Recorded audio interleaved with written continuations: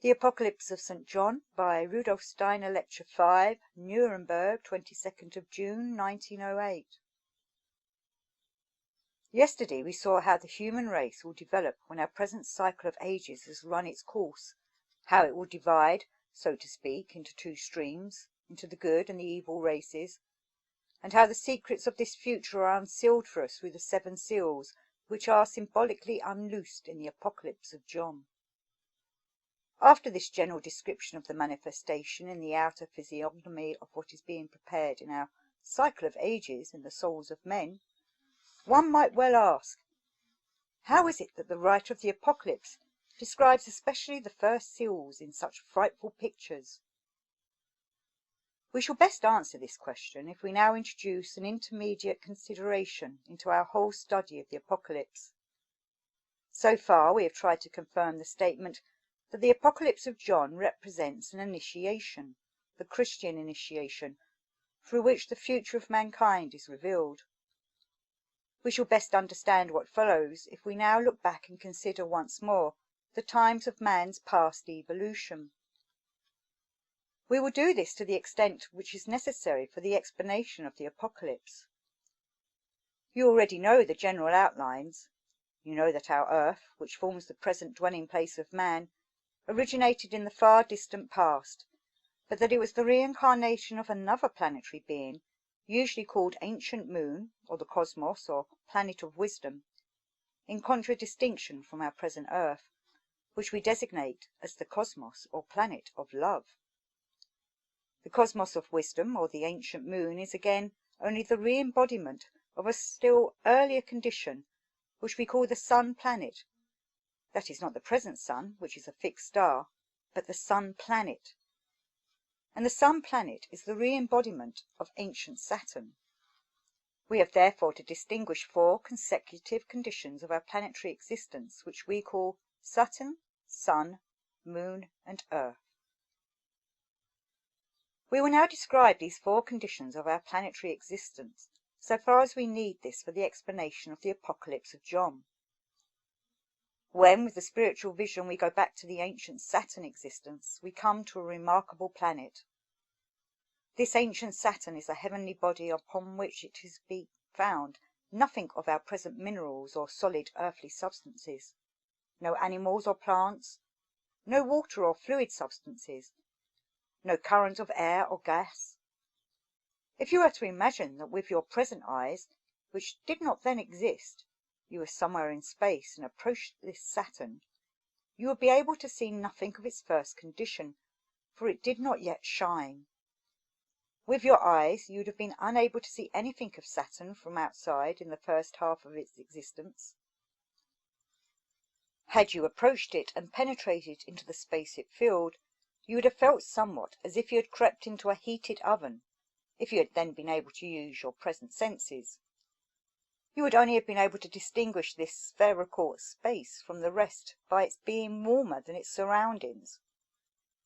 Of all the conditions we now know, warmth is the only one we meet with on ancient Saturn, but it is a remarkable kind of warmth. You would not find it equally warm in all parts. In some parts it is warmer and in others cooler, so that if you were to trace and connect the parts of equal warmth by lines, there would appear figures perceptible only through the difference in warmth. Everything is warmth, but organized, differentiated warmth. Were you to fly through the whole of Saturn in this way, you would say to yourself, there is indeed something present, but something which I can only perceive through the various degrees of warmth. These differentiated conditions of warmth were all that existed of the present characteristics of our Earth, and the first beginnings of man's physical body were expressed at that time in this warmth. What then existed you still have within you today, only it has withdrawn from outer space and is within your being. It is the warmth of your blood. If you were to construct figures from your blood warmth, you would have the echoes of that part of your physical body which existed on ancient Saturn.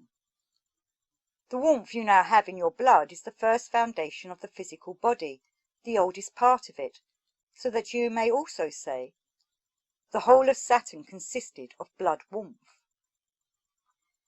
You would be able to find something like the figures which could be drawn today if you were to trace the various channels of your blood according to the different degrees of warmth. That is the physical existence of ancient Saturn. Of all the present physical substances, it only possessed warmth. And of all the beings now peopling the earth, there was only man, and of him there existed only the foundation of the physical body. Saturn consisted only of such foundations of physical human bodies formed out of warmth. Just as a blackberry is made up of separate little balls, so was Saturn composed at that time, but of men such as we have just described. On the other hand, it was at first surrounded by spiritual beings. Just as the earth is now enveloped in air, Saturn was enveloped in a spiritual atmosphere. Beings lived there who were at various stages of development, but they all needed this dwelling place of Saturn at their stage of development at that time. It was necessary to them. They could not have done without this dwelling place. There were those, for example, who also had 7 principles, but not like the present man. The latter has his 7 principles, which we call the 7 spirits of God, in such a way that the physical body is the starting point. With these beings it was not so. For example, there were beings who had an etheric body as their lowest principle. They had a physical body only by anchoring their etheric body to the physical bodies of Saturn, and so using these. As compared with our present Earth, this Saturn is in substance a very rarefied cosmic body. It did not even possess anything like our air or gas. Even these would have been too gross for it. It possessed only warmth, and surrounding the warmth were spiritual beings. Now, through the beings in its environment developing further, Saturn passed through various transformations. One of these may easily be described by saying that in the middle of its development, Saturn actually begins externally to light up, so that if one follows it, it appears at the beginning as a dark warmth body. Then it begins to glimmer, and towards the end sends forth a dim light into the world. This spiritual atmosphere around Saturn, which has within it various beings, contains among others a certain definite kind of being in whom we are particularly interested. About the middle of the Saturn evolution, these beings pass through the stage man is now passing through upon the earth. They are the spirits of personality. About the middle of the ancient Saturn period, they have approximately reached the human stage of development. You will, of course, not fall into the mistake of asking, did they then have bodies such as those of man today? It would be a great mistake to suppose that these human beings had fleshy bodies like those of today. It is possible to pass through the human stage in the most varied forms, and these spirits of personality passed through their human stage on Saturn in such a way that to begin with they used as physical body what was present in the atmosphere as warmth, that as ether body, which they also did not yet possess, they used what was in the atmosphere, and lastly they also used what existed as astral substance. As yet they possessed nothing of this themselves. Essentially they had at that time an ego bearer, an ego, and this ego, which was at the human stage, which lived exactly as the present human ego upon the earth, passed at that time through these various stages of humanity upon Saturn in another form and in another way. Thus, about the middle of the Saturn period, we have the spirits of personality, the archai, in this human stage. If one reckons in this way, what I've just related is the middle stage of the Saturn evolution. There are 3 others which precede it, and 3 others following it. These are called rounds or periods of Saturn. If you imagine the whole evolution of Saturn, you may picture it thus. In the middle are the spirits of personality. At each of the 3 preceding and the 3 following, just as our Earth can be divided into periods according to the number 7, so too can the Saturn evolution. Certain beings become human. At every stage, some beings are others, and it is always just when the time has come for them to be able to use what is on Saturn in order to pass through the human experience. Thus we have 7 kinds of being upon Saturn, who there pass through their human stage, who rose to the human stage and who therefore in the ensuing stages no longer need to develop this. The present man was not yet human upon Saturn. The beings who have become human upon Saturn, whose representatives are the spirits of personality, progress further and are today exalted above man. They have the human being within themselves, so to speak. They carry him within them as a stage of evolution that is past for them. Now, after Saturn had proceeded with its evolution for a certain length of time, the whole passed over into a spiritual sphere, into a condition not externally perceptible to the senses like those of the present day. Then came the second embodiment of our Earth, the Sun planet. This was distinguished by the fact that comparatively early in its development it had progressed so far that it radiated light. This was because it consisted not only of warmth, but because the warmth material had already condensed into gaseous, airy material. There was as yet neither water nor solid substance. It consisted of an airy or gaseous mass. But it was already able to be a luminous body. It could have been seen by the present eye as a planet shining in space. When this planet had so far developed, it was possible for the etheric body to be membered into the first rudiments of man's physical body. Thus man now consisted of physical and ether body, while on Saturn he possessed only the first rudiments of the physical body. But he had not progressed far enough to have his own astral body. Therefore human forms looked quite different from those of today. Man had the form of plant existence, for like a plant he possessed a physical body and an etheric body, but upon the Sun he looked quite different from our present plants. With this progressive development was connected the fact that a second kind of being appeared upon the Sun. Upon Saturn there was only man, no other beings. It consisted only of man, as a blackberry consists of little berries. Now some of these germs remained at the Saturn stage. They had not all achieved what was to be achieved. These backward beings coming from Saturn cannot therefore acquire an etheric body, and still on the Sun are provided only with a physical body. Thus they have only progressed as far as man did upon Saturn. These beings who upon the Sun have only the physical body are the first germs of our present animals, so that upon the Sun we have germs of men with physical body and etheric body, and germs of animal with physical body only. Again, in the middle of the Sun period, certain beings pass through the human stage. Man could not yet do so. The spiritual beings around the Sun who now pass through the human stage are called the fire spirits, archangels. Today they are 2 stages above man. They bear the human within themselves. They experience in another form what man is experiencing now in his earthly existence.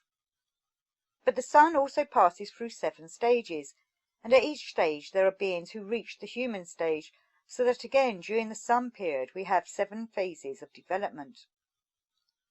If they go back into their own past, they see, as it were, a cosmic stage in their life of which they may say, even though there was then no solid earth and no watery globe, I experience what man is experiencing today. I can therefore feel and experience what man is experiencing upon the earth. These beings can say this today.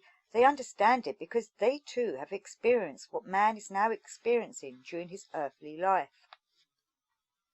Then once again comes a kind of intermediate condition in which to outer observation, if this had indeed been possible, the luminous planet gradually ceases to glow, and even disappears for a certain stage of clairvoyant observation, being apparent only to the highest spiritual vision. Then it again emerges in a new form of existence, to a third condition which we call the moon condition. This is the third embodiment of our planet, the ancient moon.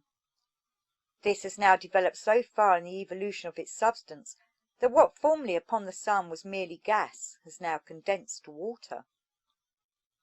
Through the entry of the watery element, man, who gradually emerges again like a plant from a seed, can receive the astral body, so that man now consists of 3 parts, the physical body, etheric and astral bodies. He is not yet really human, for he does not yet possess an ego in these 3 bodies. Certain beings always remain behind at every stage. Therefore the beings who remained behind upon the sun, who were unable to attain to the moon stage, and who only passed through their sun stage on the moon, are now unable to incorporate the astral body. Upon the moon they consist only of physical and etheric body. These are especially those who are already backward upon the sun, but who meantime had developed so far that they could take up an etheric body. These are again the ancestors of our present animals. Those, however, who are not yet far enough advanced upon the moon to take up an etheric body, are the ancestors of still lower beings, the present plants. Thus, upon the moon we have three kingdoms: the kingdom of man, consisting of physical body, ether body, and astral body; the animal kingdom, consisting of physical body and etheric body; and the plant kingdom, consisting only of physical body. Again, there are certain beings who, about the middle of the moon period, pass through their human stage. They are the spirits who in the literature of spiritual science are usually called the spirits of twilight or angels. They also carry the human within them as a memory. And again the moon passes through 7 such stages. At each stage there are beings who can pass through human existence. It is always the case that some beings hurry forward and others remain behind. Thus upon the moon too we have 7 grades of being who had passed through their human stage when the moon had finished its evolution. Now, in order to understand the moon evolution fully, we must mention something important which took place in the course of this ancient moon evolution. When it began, or at least shortly after the beginning, it was a fluid sphere. Had it developed further in this way throughout its 7 stages, it would not have been able to give man the right foundation for his further development. It was only fitted to be a preparatory stage for man to become human on earth by dividing for a time into 2 planetary bodies. One of these was the forerunner of the present sun, and the other which separated was the forerunner of the present earth, but in such a way that you must imagine the earth mingled with the present moon, so that the present earth and moon were then one. Now imagine these 2 bodies, earth plus moon on the one hand, and the sun on the other, separated from each other. The old moon is a watery body, and the old sun on the way to becoming a fixed star. Something very essential was connected with this division. It was primarily the sun which brought about the separation and took with it the finest parts, the most ethereal substances, while the grosser substances remained behind in the moon, that is, the present earth plus the present moon. Hence the sun is composed of extremely fine substances, while the moon becomes a much denser body, or watery mass. Through the sun taking with it the finest and most spiritual forces, it could now be the arena for much more highly developed beings. In fact, many of those high beings who were still able to bear the Saturn existence would have been hindered in their development if they had been bound to the ancient moon any longer. They needed a field of activity with the finest materials. Only there could they develop. So they took with them their field of action and developed further upon the sun. On the other hand, with the moon, which had suffered a densification through the exit of the finer substances, there were connected those germs of man which consisted of physical body, etheric body, and astral body, and there were also the germs of the animals and plants. Now this old moon had an extraordinary appearance. You would not yet find on it anything like rocks or arable soil, although it already circled round its sun. Mineral substances did not yet exist. The principal mass of this moon, upon which these beings hopped about, so to speak, was a kind of pulp or puree like boiled lettuce or spinach. The basic substance of the old moon consisted of this puree, just as the basic substance of our earth consists of soil. In it were embedded masses resembling, shall we say, wood and the bark of trees. When you climb a mountain today, you walk upon rocks. At that time you would have passed over a basis which, if it was solid, was something like wood, a wooden plateau. Instead of granite, you would have found stumps which might be compared to wood. Of course, this is speaking comparatively. Such was the basic substance, and out of its excrescences constantly grew. This was the lowest kingdom, the present mineral kingdom, which at that time lay between the present mineral and plant kingdoms. In a certain way it was alive. It gradually produced growth. It was not as it is now. If today there is some soil which you want to remove, it has to be carried away by external means. This substance of the old moon died away, but not like separate plants. It died away and formed itself afresh. It was continually in inward living motion.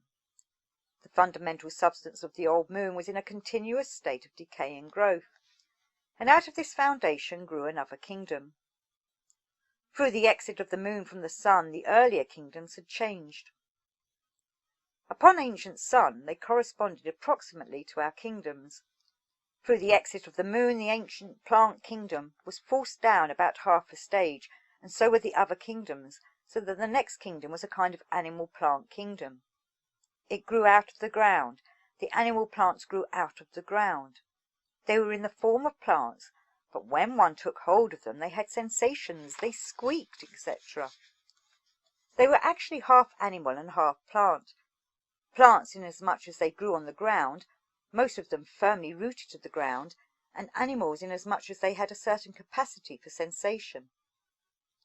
And the kingdom which preceded the present human beings were man-animals, beings standing between the present man and the present animals, higher than the present apes, but not as high as present man. That was approximately the form of man's ancestors upon the old moon. Legends and myths have preserved these truths in a wonderful way. Think how a German legend has preserved the secret hidden behind all this. Certain beings always remain behind. Beings between the present plants and the present animals, which could only take root in a vegetable basis, such as was the substance of the old moon. These beings have also remained behind, and on this account are incapable of thriving on the mineral ground of our present earth. Our present plants can grow in this, but those which stood between the plants and animals, and which needed a living basis, cannot, if they have remained behind, grow in mineral soil. Mistletoe is such a plant. Hence it has to be a parasite upon the present plants, because it is a backward being. It no longer has sensation, although the astral body enveloping mistletoe is quite different from that of other plants. The German legend perceived that mistletoe does not belong to our earth, that it is alien. In the god Balder, the legend recognizes the god of the earth sun, the earth force. No being of the earth can approach him with hostility. Hence also the god whom the German legend knew to be a straggler, namely Loki, cannot kill Balder with anything belonging to the earth.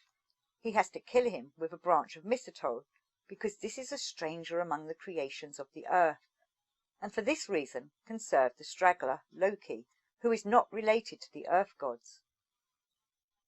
Deep wisdom is hidden behind such legends, and in this legend of Balder and Loki this can be clearly traced.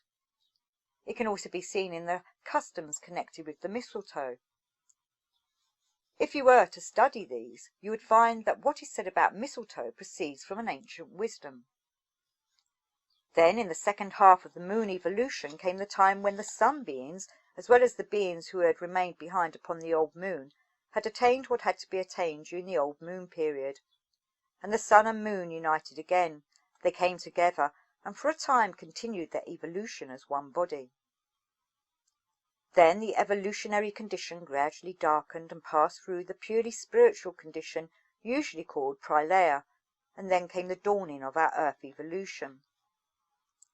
At first this dawning cosmic body contained not only our present earth substance, it consisted of what you would obtain if you were to mix together in a gigantic cauldron the substance of the present sun, earth and moon. That was approximately the condition at the beginning of the earth's evolution. This was first a kind of repetition of the Saturn condition, and then of the sun condition, and then of the moon condition. Now the most important thing for us to realize is that man really only becomes human in the present sense in the middle of the earth evolution. In the earth period also we have to distinguish 7 conditions. We are now in the 4th. 3 have gone before and 3 will follow. It was in the fourth main round that our present race of man was to become human. Now, just as in all the rounds upon Saturn, Sun and Moon, certain beings reached the human stage. Upon Saturn the Asuras or Archi, upon the Sun the Archangels, and upon the Moon the Angels. So there were always beings who remained behind. Upon the Moon there were also beings who could no longer reach the human stage, backward angels, shall we say, who could only catch up their human stage upon the Earth planet during the first 3 rounds. Man reached this stage during the 4th. We therefore say that before man 3 other kinds of beings passed through the human stage upon the Earth, and the 4th to pass through the human stage upon the Earth is man himself. At that moment in cosmic evolution, when man is about to become human, all the beings who have been able to pass through the human stage throughout Saturn, Sun, Moon and the first 3 rounds of the Earth are beings who have more or less progressed beyond man. But they are all able to look back, as it were, and remember the stage at which they themselves passed through the human stage. They could look down upon evolving man and say, he is now becoming something which we have already been, something which we can understand, although we pass through the stage under different circumstances. For this reason they could guide and regulate his evolution from the spiritual cosmic realm. Let us enumerate how many of these beings there are who can look back at the human stage, who are able to understand evolving man. 7 from the Saturn evolution, plus 7 from the Sun, plus 7 from the Moon stage, plus 3 from the Earth, 24 beings in all. 24 human beings look down upon the present man. These are the beings whom for good reasons we have called the guides of evolution, the directors of time. Time is connected with evolution. They are the 24 elders who meet us in the Apocalypse of John.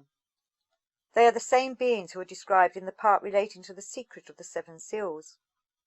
They are described as the real directors of history, the true Alpha and Omega. Thus we have found the 24 elders again here, and you see how the apocalyptist who wrote this important document has secreted into his pictures in a wonderful way what we ourselves are able to find from the study of the spiritual evolution of the world. Now certain beings have remained behind at every stage. Thus the backward Saturn beings on the Sun appeared as the first foundations of the present animal kingdom, and the backward Sun beings on the Moon appeared as the first foundations of the present plant kingdom. Only upon the Earth did a stage of evolution appear as the mineral kingdom. We have stressed the fact that upon the Moon there was as yet no mineral kingdom. Man had as yet no rocks to walk upon.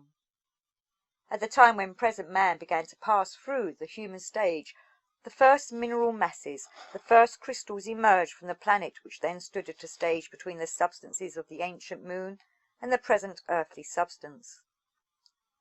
This was the moment when the mineral kingdom burst forth, and you find this bursting forth described in a unique manner in the Apocalypse of John, where he says, "Around the throne it was crystallized like a sea of glass." This sea of glass is to indicate the bursting forth, the budding forth of the mineral kingdom in its primary form. Thus we see that this secret of cosmic evolution is also indicated in the Apocalypse of John. And from it we have also learnt to perceive that to this degree the writer wishes to present to us in his mighty pictures exactly what we are able to recognize through spiritual life in the development of the earth. But in this way the apocalyptist has led us, right at the beginning of his book, to the heights where man can see the pictures of the future stages of evolution.